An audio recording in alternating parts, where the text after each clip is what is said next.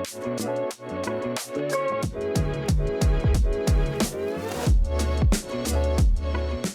Carl Lorio of Busch Protective. I've been working in the law enforcement industry for about 25 years on ballistic products. And today we're just going to talk a little bit about some certifications and misconceptions around helmets. And my name is Scott Wyatt. I'm the president of Busch Protective. I've been working with Busch Protective in excess of 7 years. I've got approximately 20 plus years in the ballistics and tactical market, specifically focused on the law enforcement space. So, yeah. A couple questions for you. Specifically, explain to us what the NIJ is and the NIJ certification process. So there actually is no certification process, right? So a lot of people don't know this, but the NIJ test, and I call it a test, was basically developed, it was in 1975. That was also when body armor started to become more prevalent in law enforcement space. The NIJ, the National Institute of Justice, basically said, well, let's create a test that we want to shoot these helmets to verify that they can actually stop the rounds. So what happened was they started shooting these helmets, they took the helmets and they basically did 5 shots. They shot a helmet once in the front, once in the top, once in the back, once in the side, 4. And as long as that round did not completely penetrate all the way through, they said, hey, good, that's a helmet. But it is not certified. So are they on a CPL, like the body armor is? Nope. So for example, there is no certified product list for helmets. It does not exist.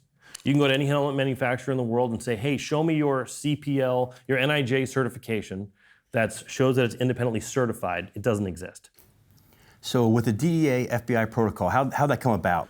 So back in, I think it was around 2016, the Department of Justice, spearheaded by the FBI's Ballistic Research Facility, worked in conjunction with the U.S. Marshals and the DEA. Before, they were simply doing the same test. They were shooting those with a 9mm round at 1,400 feet per second. What they didn't realize until they actually started looking at the slow motion video was how much energy and trauma was being transmitted on the inside of the helmet. So they said, we're going to focus on the 9mm, 124 grain NATO reference round, the most common round that's out there. So the part of the DEA-FBI protocol is to make sure they stay in the fight and also to reduce a traumatic brain injury. How is it reducing a traumatic brain injury? Number one, keep the bullet out of the tissue. The NIJ used to shoot 2 inches from the edge, which from the armor world, there's a lot of surface area. That's easy to stop. Now the Department of Justice said, you know what, we're going to replicate the FBI protocol that we do on plates, on vests. We're going to shoot it 1 inch from the edge. Now the new DEA-FBI test, that round, when it comes in, it has to be fully encapsulated. That round can't penetrate. In fact, one of the things that the original test had was, if the bullet came in, as long as it didn't penetrate through the material, that bullet just passed on, you're good. Helmet manufacturers would still say, oh, that's a 3A, because the test didn't mandate that it held that bullet. Number two, that bullet cannot travel more than a certain distance into the shell, so back face deformation. We've seen it for years on soft armor, tactical armor.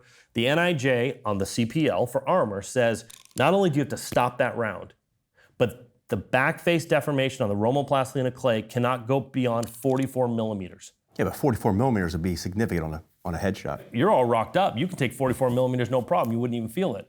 Imagine 44 millimeters in your head. That's going to hurt. Is there a limit on the DEA-FBI protocol? What are they looking for? Absolutely. So the DEA-FBI protocol, of the 44 rounds they have, no round in the front can have 20 millimeters of back face, which quite frankly is a lot. That's pretty significant. On the sides, crown, and back, it can't have any reference of more than 15 millimeters.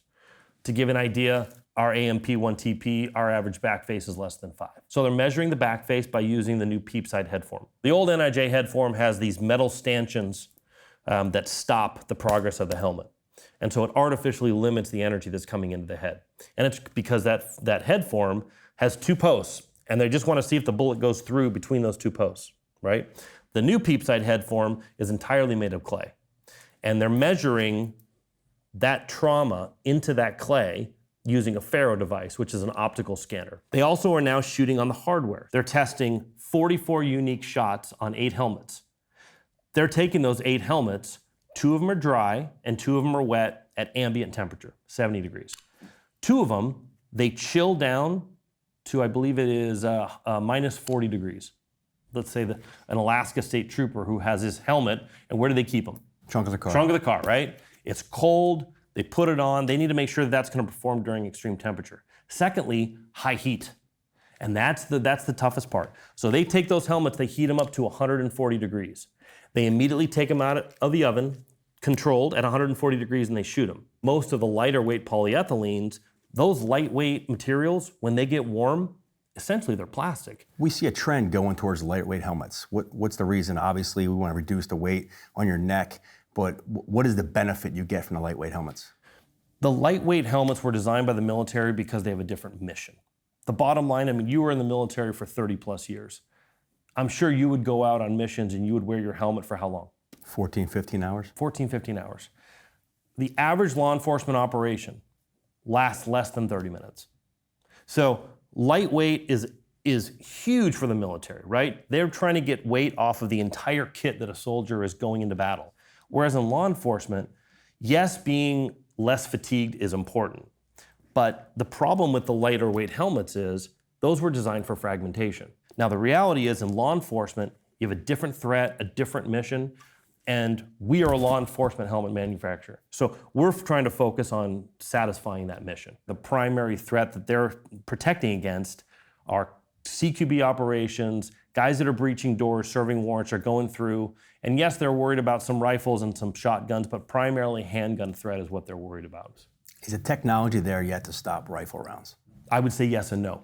There are some helmets that can actually stop a rifle round.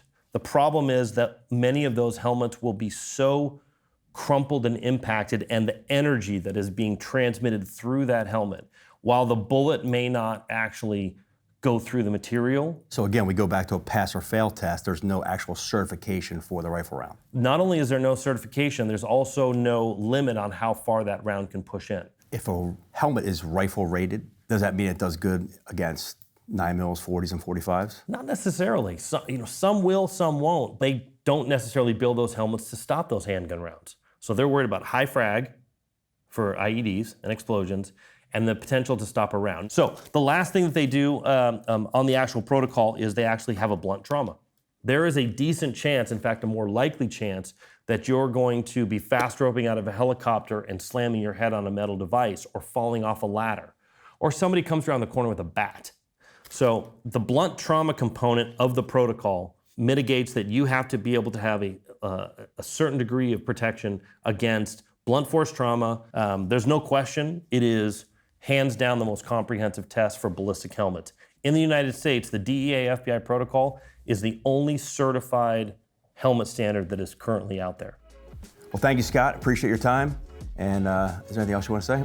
No, thanks very much. I appreciate it. And if you want to learn more about the DEA-FBI protocol or about our products in general, you can click on the link below.